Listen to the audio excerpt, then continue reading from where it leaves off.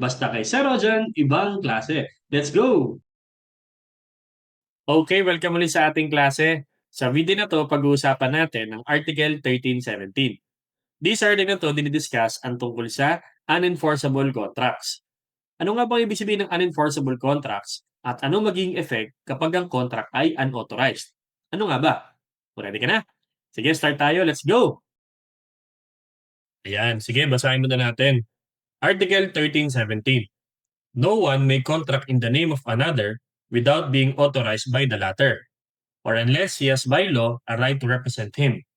A contract entered into in the name of another by one who has no authority or legal representation, or who has acted beyond his powers, shall be unenforceable, unless it is ratified, expressly or impliedly, by the person on whose behalf it has been executed before it is revoked by the other contracting party.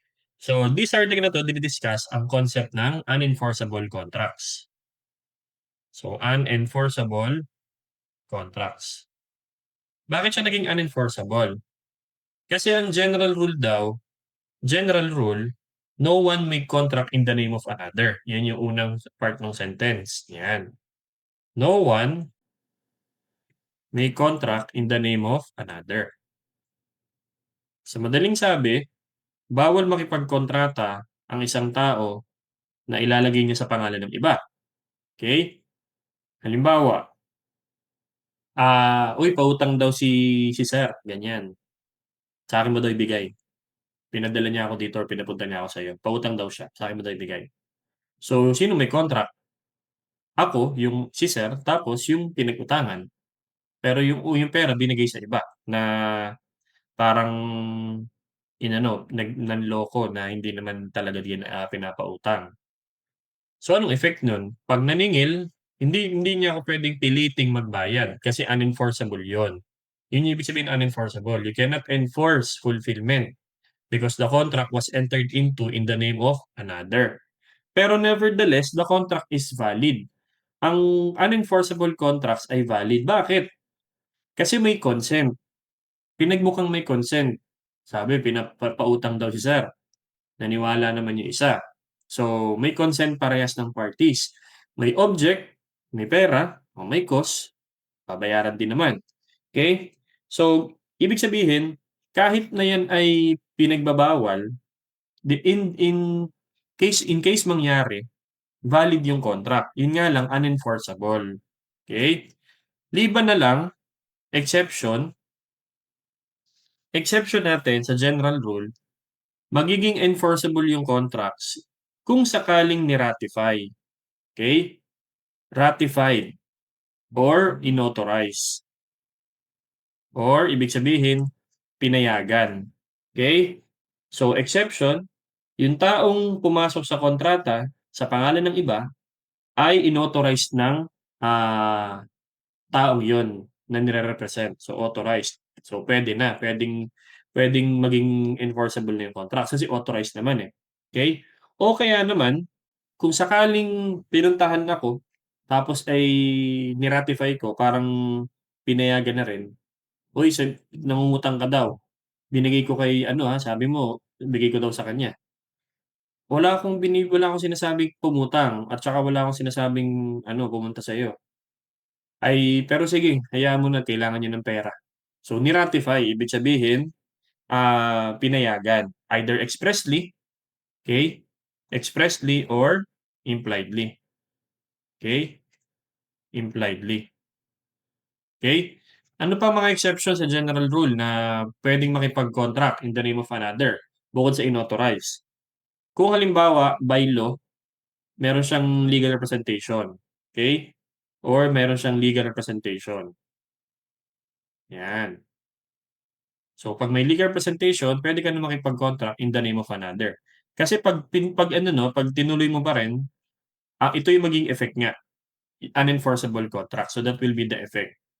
If in case a person contracted in the name of another, the contract will be unenforceable. O kaya naman the contract acted beyond this power. Halimbawa, sabi ko sa isang ahente ko, benta mo nga tong lupa, cash ha, cash, hindi hulugan, cash. Tapos may nakita yung ahente ko ng buyer. Naghahanap ka daw ng lupa. Sabi nung ahente ko dun sa buyer, oo.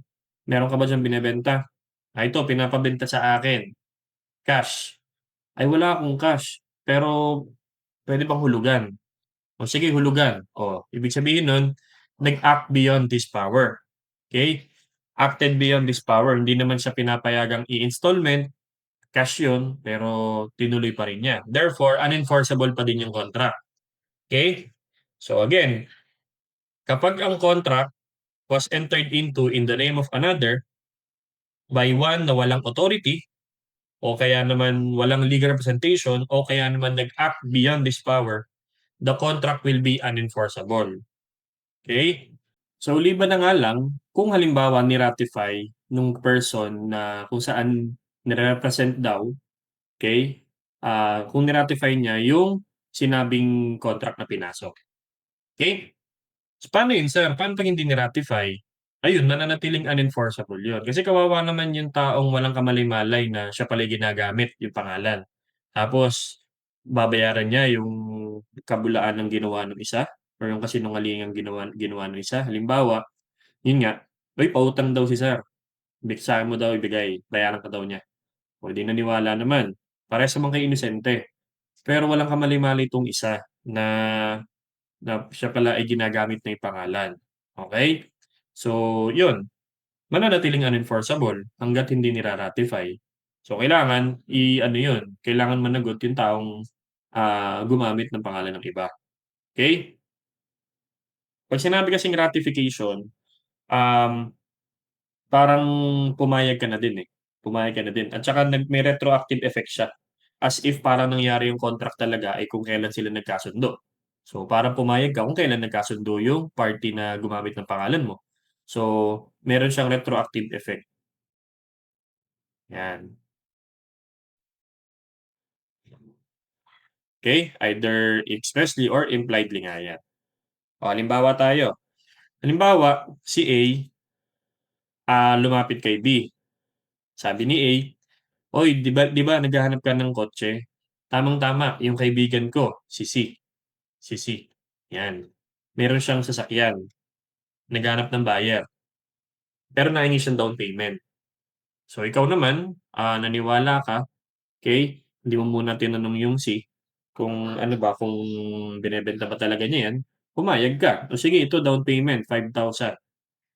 Tapos nung pumunta si B kay C, okey, kukunin mo na yung sasakyan, si C naman walang malay, "Anong sasakyan, hindi ko binebenta yung kotse ko."